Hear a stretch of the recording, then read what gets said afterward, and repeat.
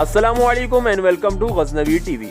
दोस्तों, cold war के दौरान अमेरिका को मान था कि अमेरिका के U-2 ड्रैगन लेडी तैयारे को सोवियत यूनियन डिटेक्ट नहीं कर सकता। दोस्तों, U-2 ड्रैगन लेडी ना ही इतना फास्ट था और ना ही स्टेल्थी तैयारा था, लेकिन अमेरिका को इस तैयारे पर इसलिए इतना भरोसा था कि ये तैयारा 70,000 फीट की बुलंदी पर परवास कर सकता था और इस ऊंचाई पर परवास करते हुए ड्रैगन लेडी सोवियत के हसास साइड की पिक्स ले लेता था। अमेरिका का ख्याल था कि ड्रैगन लेडी को 70,000 फीट की बुलंदी पर सोवियत यूनियन का कोई एयर डिफेंस सिस्टम डिटेक्ट नहीं कर सकता और इस चीज़ का फ़ायदा उठाते हुए अमेरिका का ड्रैगन लेडी तैयारा पूरे सोवियत यूनियन में आराम से जासूसी करता रहा। व्यूअर्स, अमेरिका के सदर आइजनहावर का भी यही ख्याल था कि ड्रैगन लेडी को सोवियत रेडार डिटेक्ट नहीं कर सकते, लेकिन अमेरिका यहाँ गलत था। सोवियत यूनियन पहले दिन से ही अमेरिका के ड्रैगन लेडी को ट्रैक कर रहा था, मगर सोवियत यूनियन के लिए मसला ये था कि वाकई इनका कोई मिसाइल 70,000 फीट की बुलंदी पर तैयारे को हिट नहीं कर सकता था और सोवियत यूनियन इस इंतज़ार में था कि कब वो इस काबिल होंगे कि ड्रैगन लेडी को गिरा सकें। और फिर वो दिन आ गया कि सोवियत यूनियन ने सारी कसर एक साथ निकाली।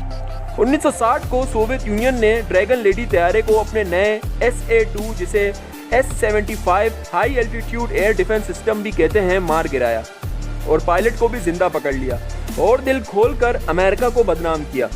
और पायलट को खैर जगाली के तौर पर नहीं छोड़ा, बल्कि पायलट से सारी इन्फॉर्मेशन निकाल लेने के बाद पायलट वापस देने के बदले अपने मशहूर जासूस विलियम फिशर को भी आज़ाद करवाया। दोस्तों, इस तारीखी बेइज्जती के बाद अमेरिका को एहसास हुआ कि तैयारे को सिर्फ ज़्यादा ऊंचाई पर उड़ाना ही काफ़ी नहीं है और यहीं से सोच पैदा हुई SR-71 ब्लैक बर्ड तैयारे को बनाने की, जो U-2 ड्रैगन लेडी से भी ऊंची परवास करता हो और इंतहाई तेज़ भी हो और उसे कोई रडार भी ना पकड़ सके।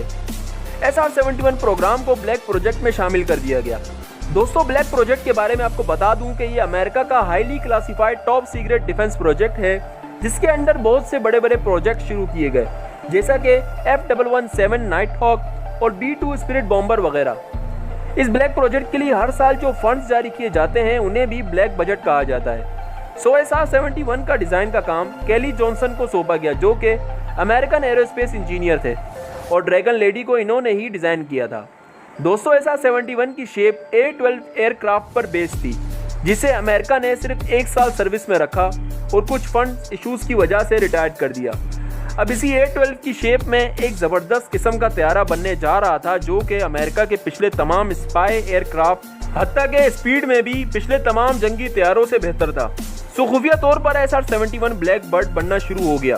4 साल बाद 22 दिसंबर 1964 को SR-71 ब्लैक बर्ड ने अपनी पहली परवाज भरी और इस पहली परवाज में तैयारे ने 3.4 मैक की स्पीड हासिल की, यानी आवाज़ की रफ्तार से 3.5 गुना ज़्यादा।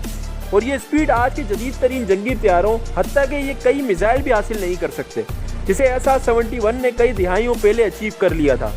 आपको ये भी बात बताता चलूँ कि इस ब्लैक बर्ड के जदीद तरीन पार्ट्स के लिए एक पूरी हाईटेक इंडस्ट्री बना दी गई थी। मिसाल के तौर पर इसका फ्यूल, जो कि एक हाईटेक फ्यूल था जिसे JP-7 कहते हैं, और ये स्पेशल किस्म का फ्यूल सिर्फ और सिर्फ ब्लैक बर्ड के लिए बनाया गया था ताकि इसकी परफॉर्मेंस में कोई फ़र्क ना आए। और ये लो वोटेलिटी टर्ब्यून फ्यूल बनाने का कॉन्ट्रैक्ट शेल ऑयल को दिया गया। मकसद ये था कि ज़्यादा ऊंचाई पर फ्यूल बुखारात में तब्दील ना हो जाए।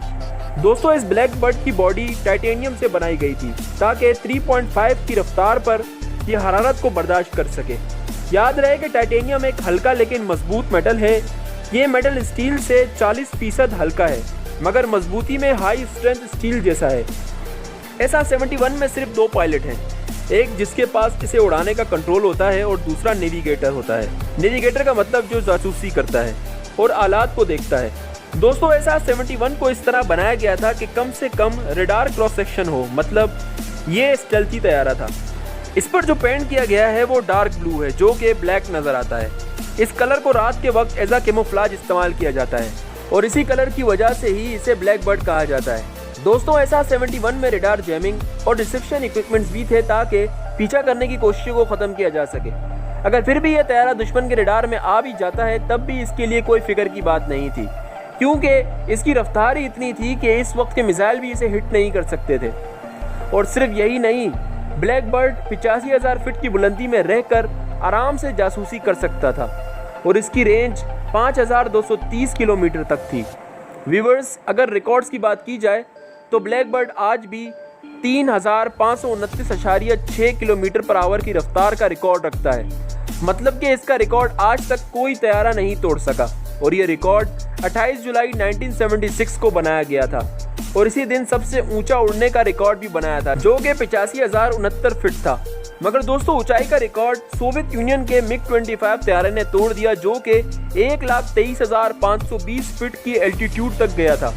बहरहाल यही वजह थी कि ब्लैकबर्ड को किसी दुश्मन तैयारे ने आज तक नहीं मार गिराया और ये अपने मिशंस आराम से करता रहा।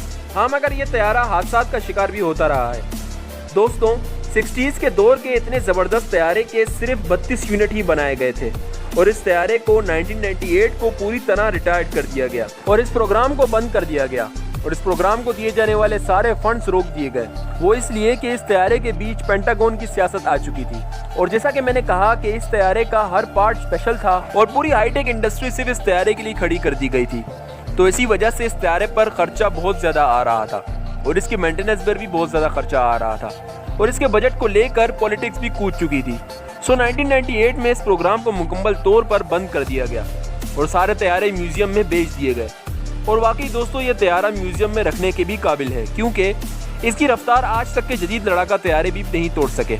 उम्मीद है दोस्तों आपको मेरी ये छोटी सी वीडियो बहुत पसंद आई होगी। मैं मिलता हूँ आपसे एक नई और दिलचस्प वीडियो में, तब तक के लिए अपने दोस्त शर्जील को दीजिए इजाज़त। अल्लाह हाफिज़।